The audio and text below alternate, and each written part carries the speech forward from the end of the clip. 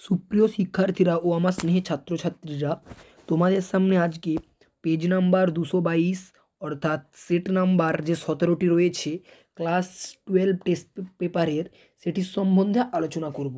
ভিডিওটি না কেটে সম্পূর্ণ দেখো এবং আগের মতোই চ্যানেলে নতুন হয়ে থাকলে চ্যানেলটিকে অবশ্যই সাবস্ক্রাইব করে পাশের বেল বটনে ক্লিক করো এবং আমার চ্যানেলের দিকে নজর রাখো।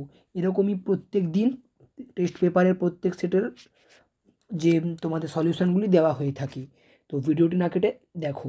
প্রথম প্রশ্ন কি আছে যে এমসিকিউর, কালো বেড়ালের লোম আনতে গেছে ভজন চাকর, কয়ের অপশানটা হবে সঠিক উত্তর। তারপরের প্রশ্ন, বুড়ো বাড়ি দেবত্র বাড়ি ছিল 18টি, ঘয়ের অপশানটা হবে সঠিক উত্তর। তারপরের প্রশ্ন, মরে তো মরবে না খেয়ে, যার সম্পর্কে এই উক্তি তিনি হলেন টুনুর মা, গয়ের অপশানটা হবে সঠিক উত্তর। তারপরের প্রশ্ন, শীতের বৃষ্টিকে ছোট লোকেরা বলে ডাওর, গয়ের অপশানটা হবে সঠিক উত্তর।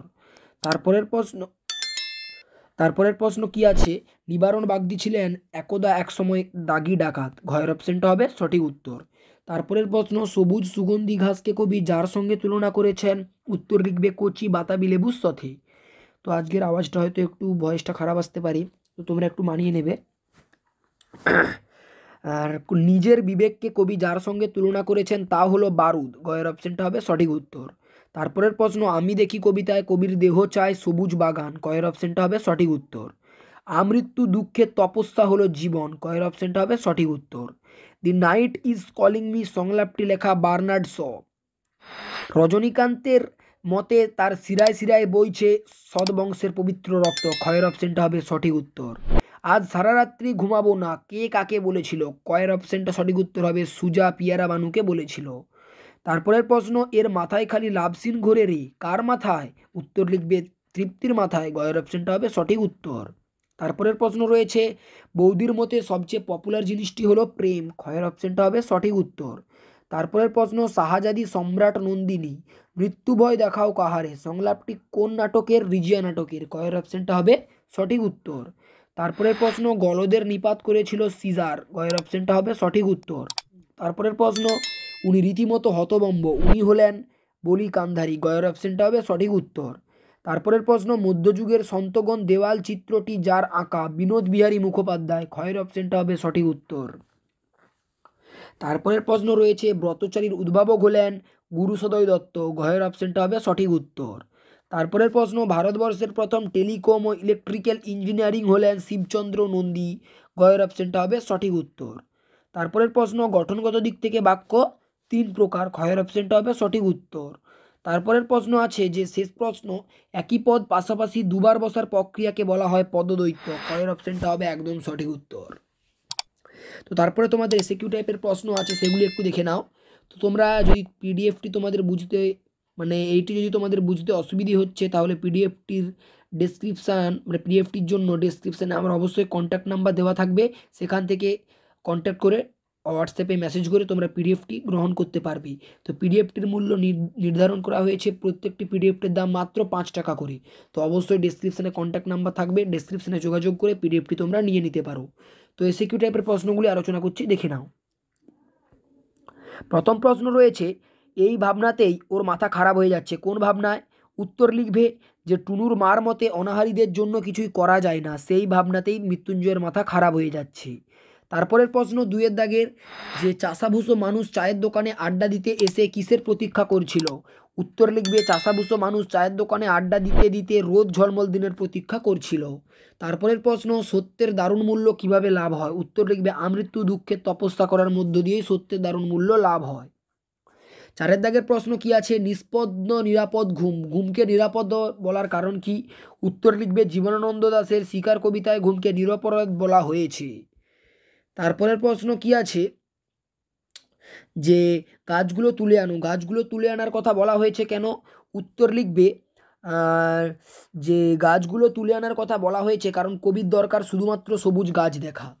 তারপরের প্রশ্ন, শিশির ভেজা সবুজ সকালে কবি কি দেখেছিলেন, উত্তর লিখবে শিশির ভেজা সবুজ সকালে ডট ডট দিয়ে দিয়েছি। শিশির ভেজা সবুজ সকালে কবি দেখেন কয়লা খনির গভীরে থাকা অবসন্ন শ্রমিকদের শরীরে ধুলোর কলঙ্ক। তারপরের প্রশ্ন কি আছে, যে বুদ্ধিটা কি করে এলো তা বলি, এখানে কোন বুদ্ধির কথা বলা হয়েছে, উত্তর লিখবে যে বিভাব নাটকে নানান সমস্যার পাশাপাশি মুক্তির পথও সন্ধান করেছেন। মঞ্চসজ্জার উপকরণ না থাকা সত্ত্বেও যে কিভাবে নাটক করা যায় সেই উপায়টা খুঁজে বের করার বুদ্ধির কথাই এখানে বলা হয়েছে। এর একটি অথবা প্রশ্ন আছে যে শিল্পকে ভালোবাসার ফলে কি হয়েছে। উত্তর লিখবে শিল্পকে ভালোবাসার ফলে আকর্ষণীয় বলে মনে হয়েছে। তারপরের প্রশ্ন আছে যে জীবনও শুকিয়ে যাচ্ছে, এর থেকে বোঝা যায় কি দেখে বক্তার এমন উক্তি। উত্তর লিখবে মানুষের জীবন শুষ্ক প্রায়, তাই দেখেই বক্তার এমন উক্তি। তারপরে অথবার প্রশ্ন আছে যে অন্ধকারে দাঁড়িয়ে চুপ করে আমার দিকে তাকিয়ে আছে, কি তাকিয়ে থাকার কথা বলা হয়েছে। উত্তর লিখবে রজনীকান্তের 68টা বছর কাটিয়ে এসেছেন, সেই দিকেই তাকিয়ে থাকার কথা বলা হয়েছে। তারপরে 9 দাগের প্রশ্ন আছে এটা অসম্ভব, লেখকের মতে কোন ঘটনা অসম্ভব বলে মনে হয়েছে। তো এটির প্রশ্নটা আমি তোমাদেরকে বলে দিচ্ছি মুখে, তোমরা অবশ্যই শুনে নেবে যে আমি কি বলছি।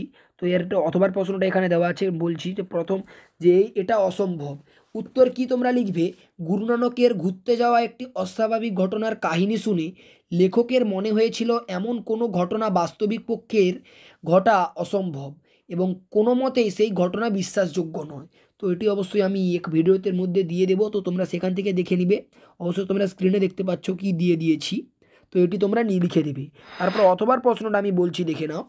তো অথবার প্রশ্নটি কি রয়েছে যে ডুবতে ডুবতে সে রাতে চিৎকার করে উঠেছিল, কোন রাতের কথা বলা হয়েছে। উত্তর লিখবে যে রাতে বিশাল সমুদ্র আটলান্টিসকে গ্রাস করেছিল সেই রাতেরই কথা বলা হয়েছে। তারপরের প্রশ্ন 10 দাগের বর্ণনামূলক সমাসের আরেক নাম কি, উদাহরণ দাও। উত্তর লিখবে বহুব্রীহি সমাস, যেমন চন্দ্রমুখী, হাতাহাতি ইত্যাদি। তারপরের প্রশ্ন ক্র্যানবেরি রূপমূল কাকে বলে। উত্তর লিখবে যে সমস্ত পরাধীন রূপমূলের নিজস্ব কোনো আবিধানিক অর্থ হয় না বা নেই তাকে ক্র্যানবেরি রূপমূল বলে, যেমন আলাপ, বিলাপ, প্রলাপ ইত্যাদি। তারপরের প্রশ্ন কি আছে যে শেষ প্রশ্ন দ্বিভাষিক অভিধান কি। তো উত্তর কি লিখবে, উত্তরটা দেখে নাও। যে অভিধানে এক ভাষার শব্দকে সর্বদাই অন্য এক ভাষা দিয়ে ব্যাখ্যা করা হয় তাকে বলা হয় দ্বিভাষিক অভিধান। তো এই ছিল তোমাদের আজকের এমসিকিউ ও এসএকিউ প্রশ্ন সেট নাম্বার 17 ও পেজ নাম্বার 222-এর, মানে সেট 17 বা পেজ 222। তো এইরকমই পরবর্তী আরও কিছু সেটগুলি বাকি রয়েছে, সেগুলি পাওয়ার জন্য অবশ্যই চ্যানেলটিকে সাবস্ক্রাইব করে চ্যানেলের সাথে জুড়ে থাকো। তো ভিডিও থেকে আজকে বিদায় নিচ্ছি, পরবর্তী সেটের জন্য ফিরে আসছি। তো আজকের জন্য বাই।